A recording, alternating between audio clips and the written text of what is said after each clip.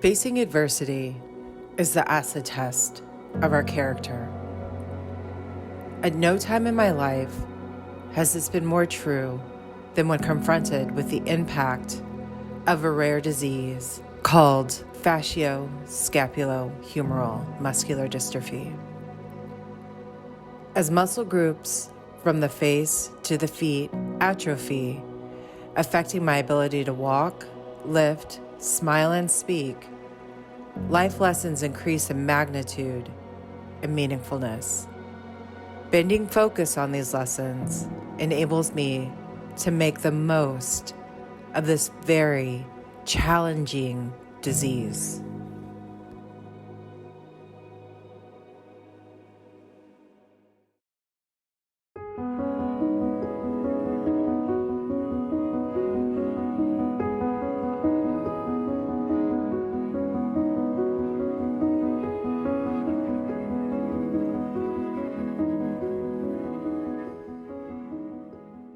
Her energy level was very, very high.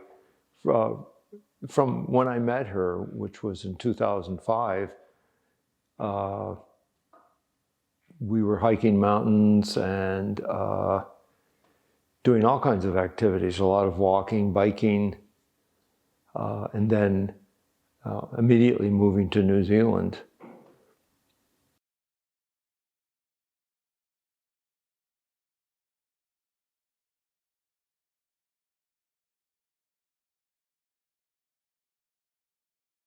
Yes, I did. We had a long discussion on the beach about our history so that we were clear with each other, so there were no surprises that came up.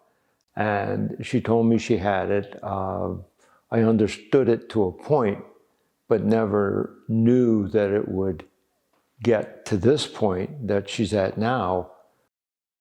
But I do know that I was put into her life and hers into mine so that we could be together at this point with my being able to take care of her, even at our differences in age.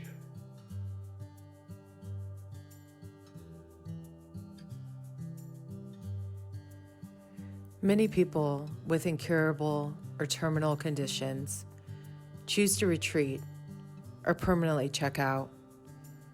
Not wanting to live with a devastating diagnosis is a normal reaction, or so I've been told when voicing these options in moments of deep despair. But after I cry it out, rest, and regroup, I turn my attention toward a doable project, a simple goal, or get out in nature, my favorite therapy. Although conditions are far from ideal, I want to be here. And that matters. Surviving and even thriving in some moments with a critical condition signals success on some existential level.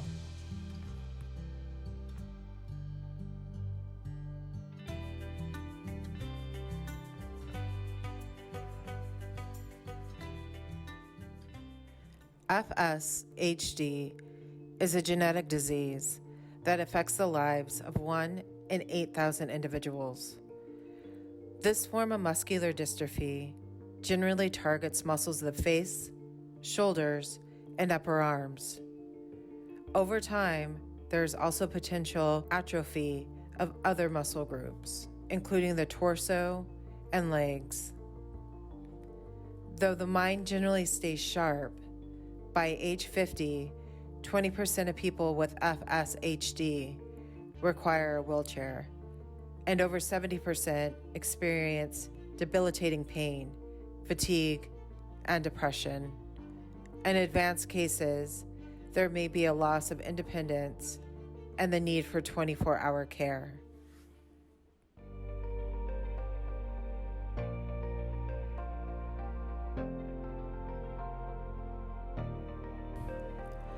Living with FSHD has been a complete eye-opener for the challenges people with disabilities face.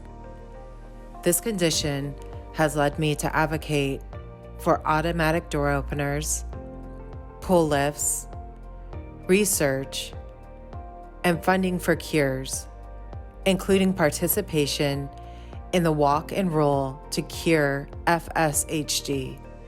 Some of my proudest moments include success in securing the necessary ADA equipment for venues. It's hard work, often frustrating, but every victory and fundraiser makes the world more accessible for everyone.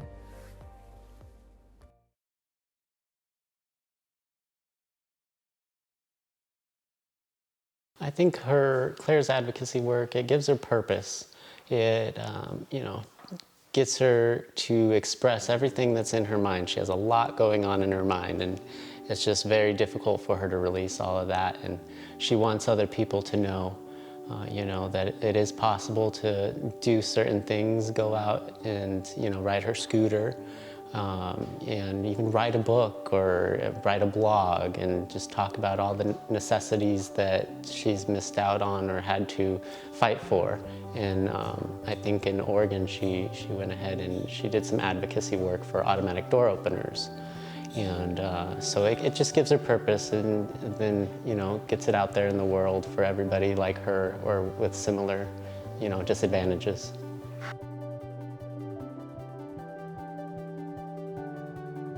Socially, to stay engaged socially, Claire gets on her iPad, social media, Facebook, Twitter, or Instagram, and we go through those and I help her check in or reply to text messages. We take walks in the neighborhood and she goes ahead and talks to the neighbors, and it sounds like all the neighbors know Claire, so it's perfect. They all give her a little bit of time each day, and she gives them the time. Even if she's fatigued, she will still, muster up the energy as much as she can.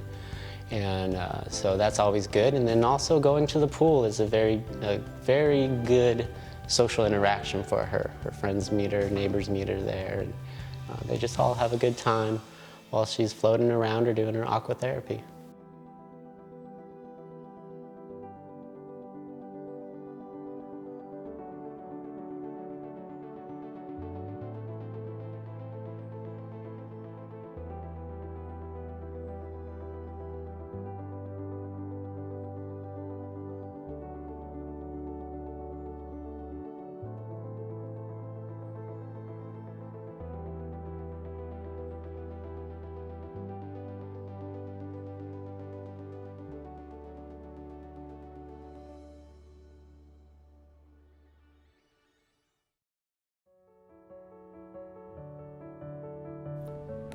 Instagram, fast food, rapid testing. A season of shows with a click. Like most Americans, I am a card-carrying member of on-demand culture. However, unlike most Americans, advanced neuromuscular disease forces me to significantly up my game when it comes to patience. The disconnect between fast and slow living is a real doozy of a lesson. Unable to physically move much on my own, including the ability to itch, type, toilet, or turn in bed, I heavily rely upon caregivers' responsiveness. When a muscle cramps and I am waiting for help while in pain, or when I must laboriously repeat myself a third and fourth time, I have learned to repeatedly count backwards from 20 to soothe spiking frustration. Deep breathing also helps. Patience will never be my strong suit, but I am gaining ground. The more patient I become, the more patient others tend to be. I trust that everyone is doing the best they can under trying circumstances, including myself.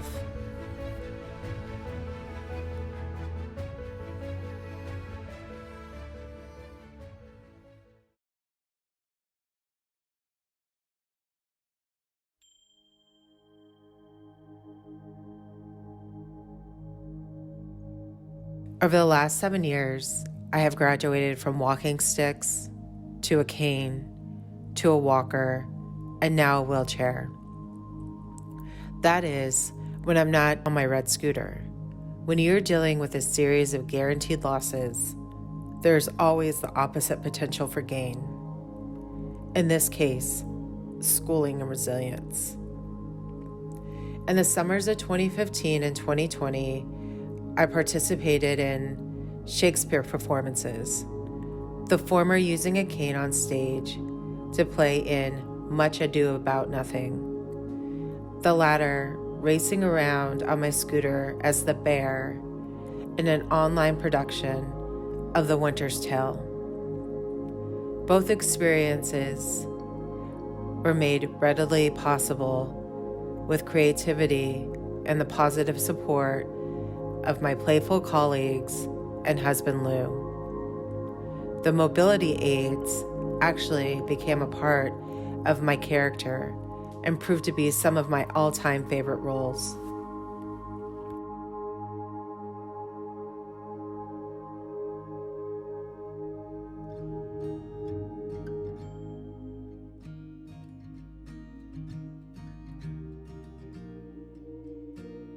For Claire, I think that it's a matter of taking each day as it comes. With issues and disorders like FSHD, there's no playbook, there's no forecast. You can't say, okay, on Monday I'm going to feel one way and on Wednesday I'm going to feel another. It's just you feel how you feel. And you are presented with the capacity, the endurance that you have on that particular day. And her resilience comes out because despite the lack of forecast, despite the lack of prediction, she's able to get up each day and to take each day on as she can, the best she can. So for that, I'm super appreciative of her and her efforts as it relates to just getting better and being her best.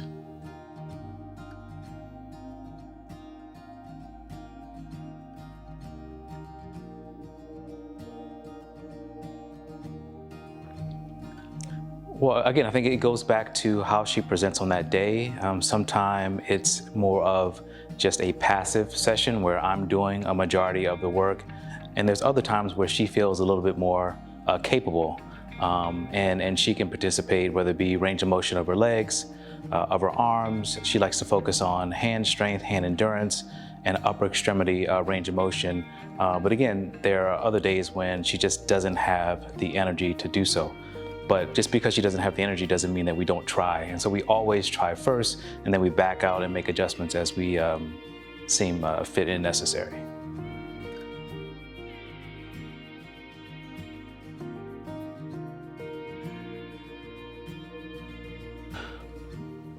Interestingly enough, it kind of goes back to a question that you asked previously about resilience, because the human condition and the human spirit is fragile yet resilient. And I think that we as human beings need both. We need a steady dose of both in order to kind of stay connected to being human, being connected to the human way. And in Claire's matter, she's very strong-willed, in essence, strong-bodied, right? Her body just doesn't necessarily respond to that level of resilience. But Claire exhibits a certain level of vulnerability, which kind of speaks to her passion to being human and her understanding that she is allowing herself to be present for people to assist in this process, to people to help facilitate, to coordinate, and to kind of fortify her care and her existence, because she needs those things. And again, part of that fragility of the human spirit is part of accepting and embracing and finding the best value in that experience.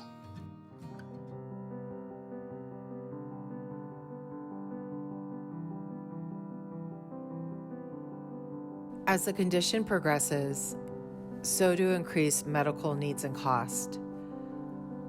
Although a cure is yet to be found, a person with FSHD benefits from the use of equipment such as hand braces, leg braces, knee braces, canes, walkers, wheelchairs, power chairs, scooters, lifts, bars, orthopedic boots, AI voice-activated devices, and motorized beds.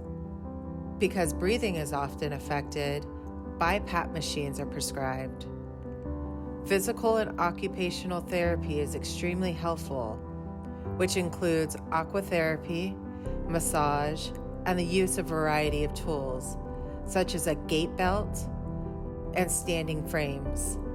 Sometimes these costs are covered by insurance, but not always. By and large, the greatest expense and often the most important need is caregiving.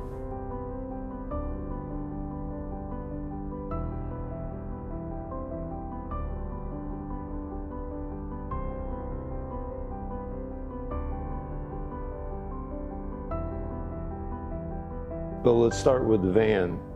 And there's really only two vans that you can actually purchase.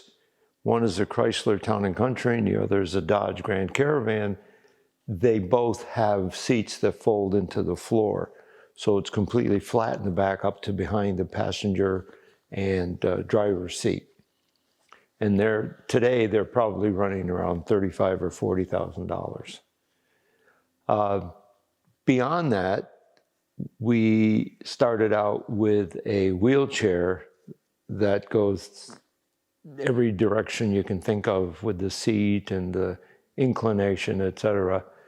And that was the wheelchair company billed the insurance company for $40,000, and the insurance company ended up paying $24,000 for it.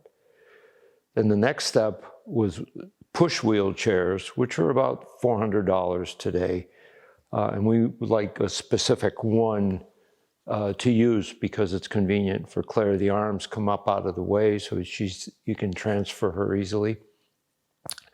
Then there was something called a Steady lift, which it helps the person stand. It's non-mechanical. So the person has to put their hands on the bar and stand up, and you have to help them to stand up. And then you can move them around to the bed, et cetera, or to the toilet, et cetera.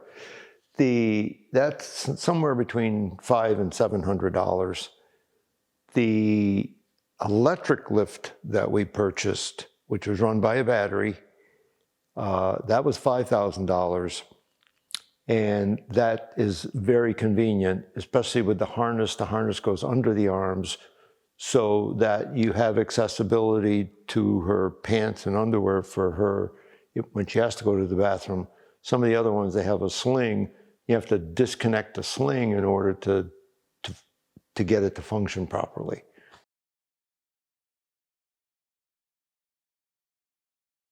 Caregiving, of course. Caregiving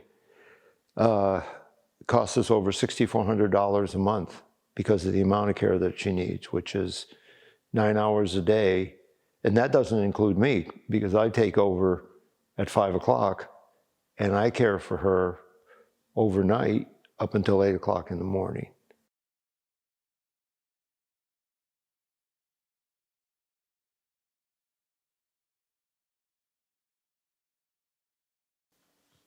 Well, it's very important because it gives me the opportunity to get out of the house and to go to the gym, exercise. And I have special exercises that I do. I call them Claire exercises to keep me strong in particular muscles so that I can lift her and move her the many times that I have to. I don't use the lift as much as the other people do. I just lift her because I have the strength to do it.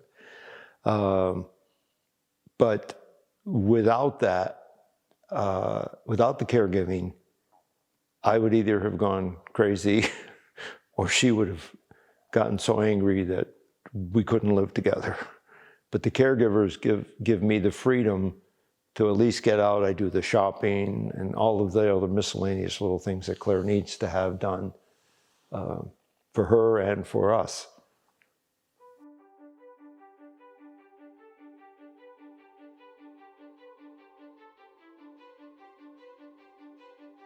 When your body must be serviced and cared for by others, stuff happens. A scrape here, a bump there, the overly brusque remark, another forgotten request. These are run-of-the-mill, easily forgiven transgressions. More challenging tests in forgiveness arise when energy flags and emotional bandwidth shorten, especially in marriage. My husband Lou is by far my greatest teacher when it comes to the power of forgiveness.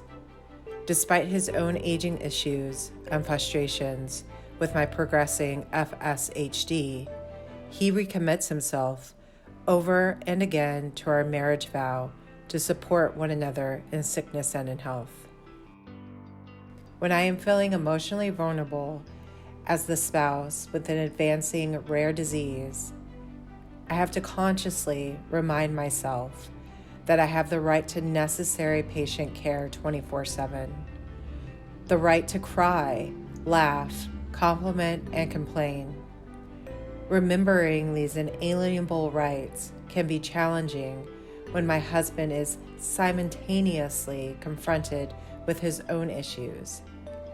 After recalibrating, Lou returns to being my favorite cheerleader, talented aqua therapist, attentive nighttime caregiver, and best friend. I am strengthened by practicing forgiving him as well.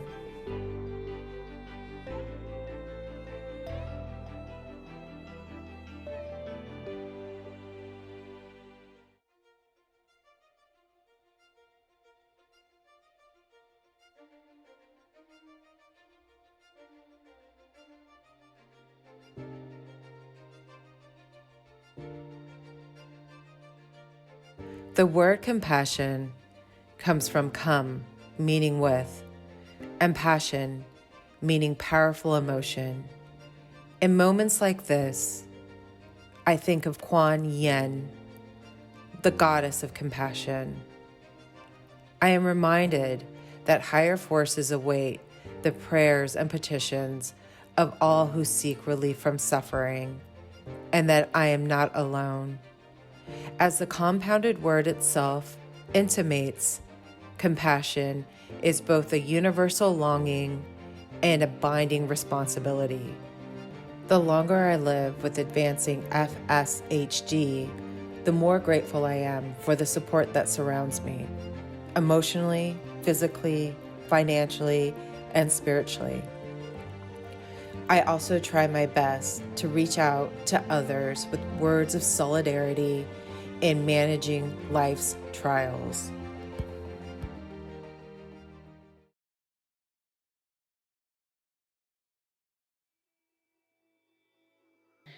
I met Claire in 2019. She had an accident and fell off her scooter. She was admitted into my rehab facility, and it took her about a month to heal, and she was back on her scooter again.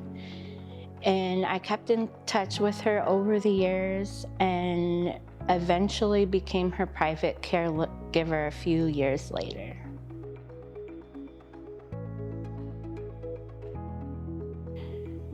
Before Claire was a little bit more independent, she could use her hands and feed herself, and now she's totally dependent on us to help her get through the day with activities of daily living.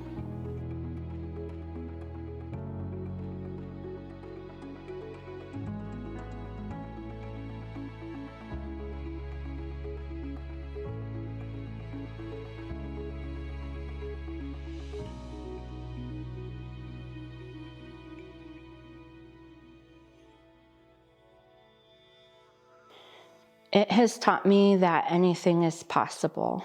She never gives up, and she keeps doing everything she wants to do, no matter her physical limitations. She sets goals, and she always meets them, whether it's swimming, going on her scooter, or playing, I should say beating her husband at Scrabble. Anything she wants to do, she's able to do it.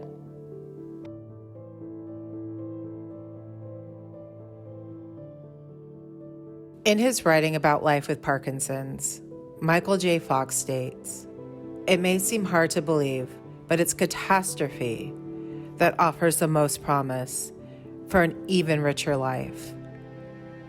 This is the gateway to the good stuff." In other words, you never truly know which way the wind is blowing until the shit hits the fan. I couldn't agree more. Whether it's karma or kismet, my health struggles are teaching me more about the human condition than a wholly able-bodied existence ever would have. The lessons in a rare disease continue to be the gateway to the good stuff. For me, the kind of stuff that might not cure the body, but can certainly heal the spirit. Although the curriculum may differ for each of us, it's always open enrollment for accelerated learning in patience, resilience, compassion, and forgiveness. Ultimately, it's about bending one's focus towards the pieces of purpose with what life throws at you. And I know that I'm not alone. I am a research associate living with FSHD. I am a mechanic living with FSHD. I am a medical records tech living with FSHD. I am a French teacher living with FSHD. I am a music lover living with FSHD. I'm a personal support worker living with FSHD. I'm a teacher with FSHD. I am a student living with FSHD. I'm a kid living with FSHD. I'm a pastor with FSHD. I am a singer with FSHD. I am a homemaker living with FSHD. Hi, I'm Judith and I am a painter living with FSHD. I am a student living with FSHD. I am a violinist living with FSHD.